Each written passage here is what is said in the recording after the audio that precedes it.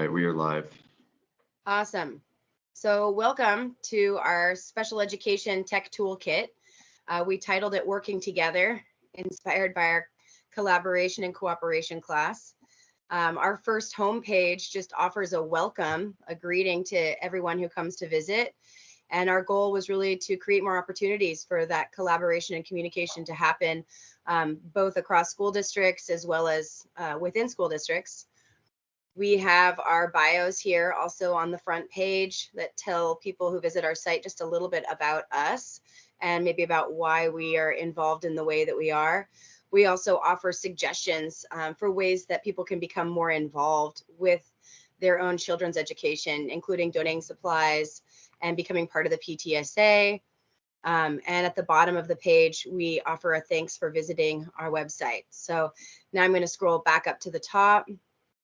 And we're going to shift over to our EdTech tool section. And so this is kind of the homepage for our educational technology tools. And we have divided it into reading, writing, math, as well as offering just additional tech tools that we found useful and tech tools that are specifically helping you design your own materials and differentiation. So now we'll go through each of those. And I'm going to go ahead and click on the reading and pass it over to Lindsay to talk about the reading tech tools. Hi, everyone. So for the reading tech tools, iReady is an excellent resource. It is, it will assess your students and adapt to where they are with their reading, and then start their lessons at any skill gaps they might have and help bring them back up to either grade level or just help like improve their reading level. It also has a ton of data. So if you click on that little data link, it takes you to our data page that Sam is going to talk about in a little bit. And then McGraw Achieve 3000 is another paid resource. And it just helps with accelerated learning. It does reading and math as well. So that's another option. Rise Kids is for K through 6, and that might also be available through your school district. So always make sure to check your school district and see what is free and available there. And then wordify.com, it's just an online website that allows you to reword things in a little bit more of an easier to understand way. So when the students are getting caught up on words that they don't know, it helps them to understand what that word is and then be able to use it then later and continue on with the reading, which is pretty powerful. And then Sora is for digital library access, basically, for the school library. And it's fantastic. It's really user-friendly, and students and teachers both can use it. So pretty great. And then Speechify is just another audio reader, which just really helps for students who either need things read aloud to like help ingrain that as they're reading it in their minds for, you know, just to be able to attend to later, or also those that might have like dyslexia or other things going on. All right, and that's it for reading. Awesome. And then I'm going to go ahead and present on writing.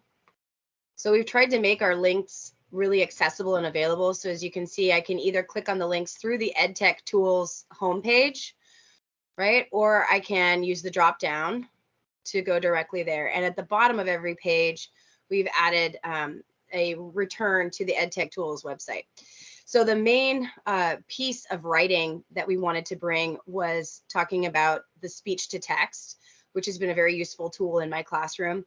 And one of the challenges that we discussed often occurs when we're using Chromebooks. So being able to figure out how to use the accessibility features in your Chromebook is something that we wanted to highlight here with a video from YouTube. I also wanted to bring in a wonderful article from Understood, the website that we were actually introduced to through one of our classes here at Central Washington. And it was just a very good resource for all the other tech that might be available even through your school district as well. So definitely getting to know what your school district has to offer is to your benefit. And I'm going to go ahead and click on back to EdTech Tools. I'm going to pass it over to you again, Lindsay. I go down this way for math. Okay, for our math resources, we also listed iReady because again, it's reading and math, and it's still adaptive with math as far as the assessment goes. And then you can see all the data later too, which is really, really helpful when you're looking at IEP goals and things like that and figuring out whether or not kids have hit their target for the year and when you're reevaluating for IEP meetings. And then Extra Math is a free resource, and we always love free. And then Desmos is a calculator, like an online calculator, and I believe it also has other like tutorials and things that you can do on it as well to like help with your math skills. And then Alex is another paid program, but it also is adaptive. And one of the nice things about it is that it has a lot of different levels that your kids can end up being at. And then because it is adaptive, it automatically helps you with differentiation because wherever the students are in the assessment, it will then place them for their lessons so that they are working on the things that they need to work on and they're not working on anything that they've already mastered, which is great. And then Khan Academy is another great resource. It's free, which is really always good. And it has a lot of videos and things like that on it too. So it's kind of nice because students can then go and like easily find videos that relate to the math that they're working on, like whatever it is specifically they're working on in math. And yeah, it has like, it's kind of like access to a teacher all the time with the videos. And that's it for math. Awesome. So we're going to go down to design your own. So I'm going to present here. So one of the things that I think we always want to strive to do is just make things accessible, especially when we're in the co-teaching with a general education classroom.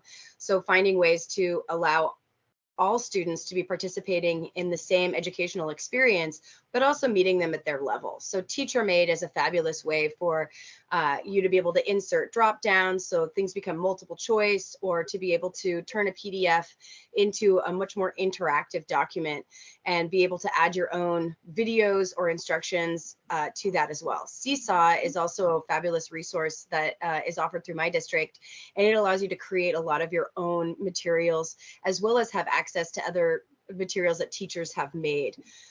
So all of those are wonderful ways to differentiate and offer things at a child's level.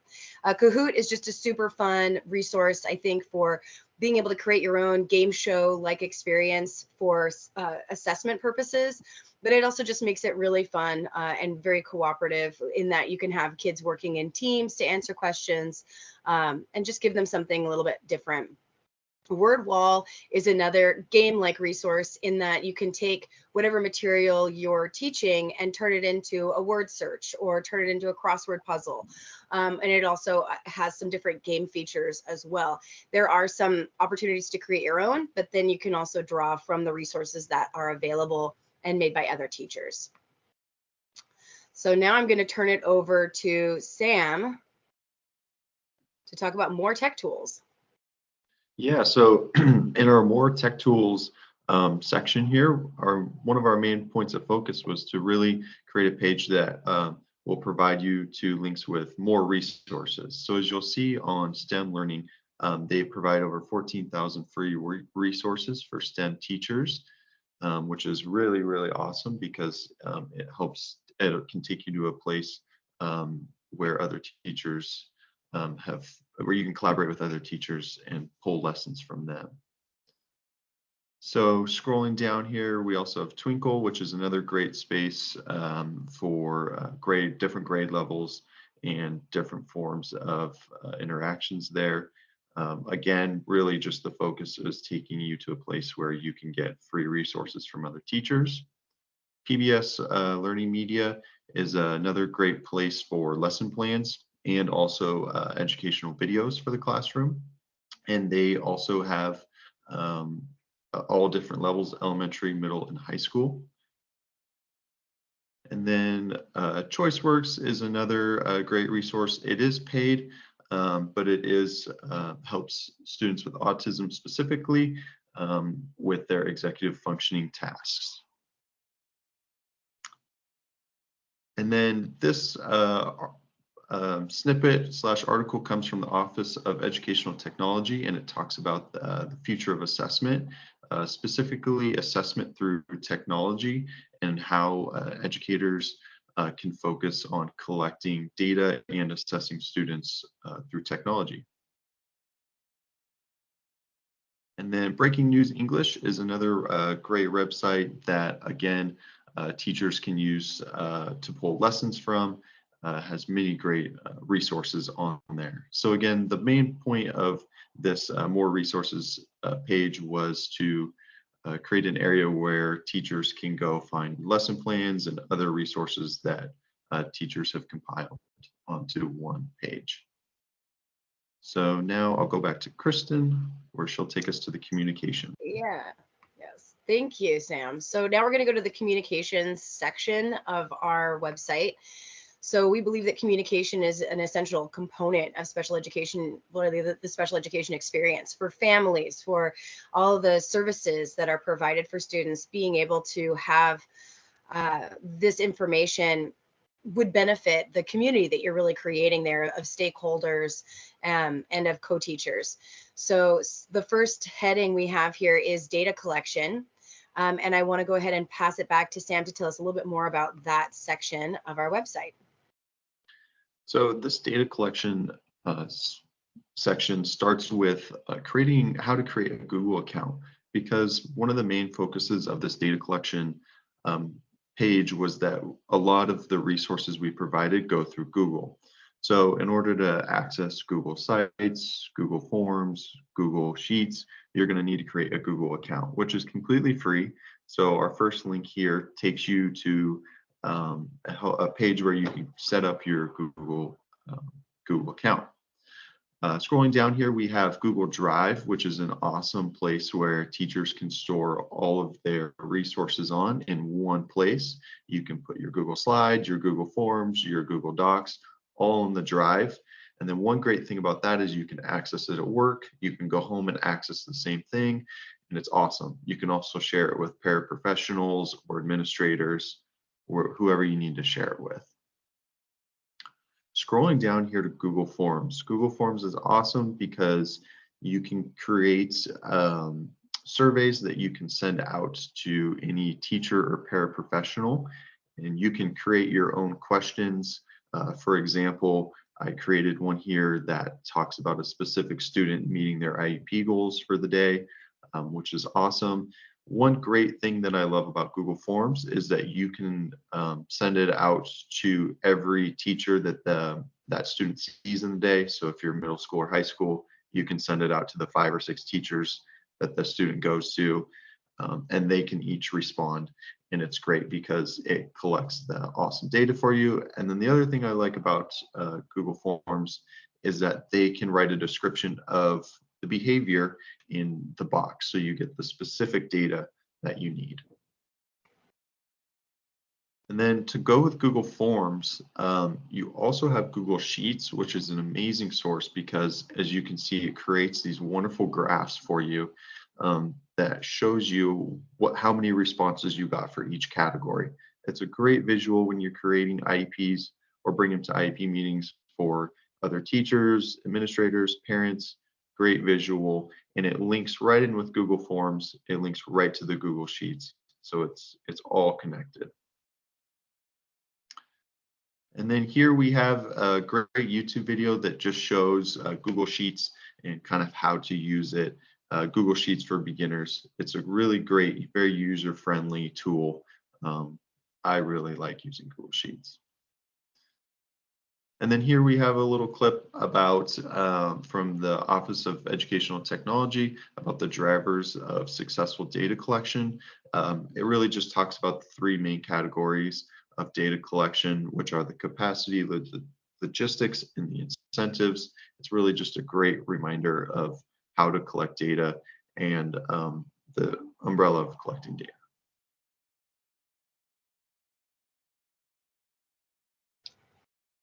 Awesome. Thank you, Sam. I do want to point out something that is in each of our sheets. So I'm just going to go ahead and go to mindfulness here. All of the words that are highlighted in blue are actually live links that will take you to articles or potentially videos for additional access to these resources. We felt like that was an important piece of our presentation of our website, really, is to make sure that we offer information, but also access to that, to further information. So mindfulness, there's an article here this is linked to that talks about the science of mindfulness. As well as an article that talks about reducing teacher burnout and how mindfulness can help with that. And then this is more specifically for students. I've included a link to a video that talk about SMART goals. And this is a concept that is new to me, but I found to be hugely beneficial that Sam actually introduced me to.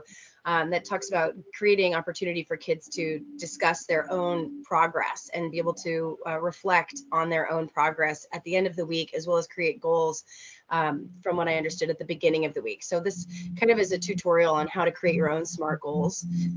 Transitional tools, those are methods for how to create smooth transitions both between classes and also between classrooms for kids who might be challenged by having to change locations. I also included a link to some YouTube videos that offer visual stimulus as well as some auditory and some instructions and some auditory cues for giving a mindful minute at the beginning of class. So for some kids, being able to engage visually with a peaceful scenery can be all that much more beneficial. We have a few more links here to other websites that offer more information about mindfulness tools. One of my favorite is Positive Psychology. It does offer games. It offers other means of interacting with this concept that's kind of abstract, that is mindfulness. Headspace is also another great resource that I have used in my yoga classrooms as well as in my other classroom spaces, my special education classroom spaces. This is a YouTube video that kind of is an example of what the mindful minute would look like. There is actually curriculum out there that is really great at teaching kids about their brain, about how their brain is growing, about how it works. And it goes right along with the growth mindset concept that if you teach a child how their brain is working and how it grows and how they're constantly learning, that they themselves start to believe that they have this great ability to grow and to get smarter. And for a lot of kids with special education, that's something that they struggle with, that belief that they can do things. I also included the social emotional learning standards from the OSPI website. So this is the links offered in 2 different places for you to be able to go and just check out those standards. Generally, mindfulness falls under that category. And then we'll go ahead and go back to our main communication page. And classroom management. Sam, go ahead and let's go ahead and talk about classroom management, please. Yeah, so classroom management, the first link we have here is Google Classroom, which again is a really great tool, and you'll want to create that, set up that Google account so that you can access these. But Google Classroom is more of a broad tool that can be used for communication with students, parents, anybody you work with. You can set up all your different classes that you have throughout the day. You can post rubrics on there, you can post assignments, you can post other links on there. It's a really great tool for teachers. And again, one of my favorite things is that parents can access it at home. So the student can go home, show their parents what they're doing. They can help them. Really great tool. Scrolling down here, we have a couple of resources that are similar. GoGuardian and Dino are the teacher can use to observe the student when they're online. I specifically have used Dino. It's really awesome for monitoring the student when they're using their laptops at school. It also collects data on the different sites that the student's going on. So if they're going on YouTube when they shouldn't be, it'll tell the teacher, and then the teacher can send them a message or even block the website if they have to. So it's a really great classroom management tool for the teacher when the student's on technology. Class Dojo is a great tool, gauges students, great for communication. Again, more for elementary school level students. Hypara is another great one. Makes it really easy for kids to focus on schoolwork while using their Chromebooks. Again, this is kind of a site that is used for the teacher to monitor the student. But again, as you can see, it's geared for ages 5 through 12, so a little bit older students. And then this article here comes from the CDC, and it just talks about classroom management approaches and skills to increase connectedness in the classroom. And the CDC offers a lot of great resources. So not only this article, but if you go to the link there and start clicking around, you'll find a lot of other great information. So I'll throw it back to Kristen here to finish this off. Awesome. I think that was our tour of our website. I'm going to go ahead and go back home here. And is there anything you want to add, Lindsay, or do you feel like we've said it all? I think we covered everything pretty well. So awesome. Well, then I'll just say thank you, everybody, for watching and for checking out our website. And thank you, Lindsay and Sam, for contributing to the presentation today. I appreciate you guys. thank you, Kristen.